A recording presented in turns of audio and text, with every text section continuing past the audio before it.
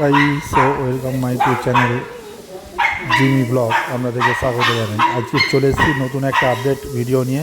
এবার চেষ্টা করছি রোজ রোজ ভিডিও আনার, ডেলি ভিডিও 3টে করে পোস্ট করব, ঠিক আছে? আর যদি ভিডিও ভালো লেগে থাকে তাহলে চ্যানেল লাইক, সাবস্ক্রাইব আর শেয়ার করতে ভুলবেন না। আর যারা যারা ফেসবুকে দেখছেন অবশ্যই চ্যানেলটা লাইক করে কমেন্ট করে যাবেন। এই দেখুন জিমি কেমন আমাদের যাচ্ছে।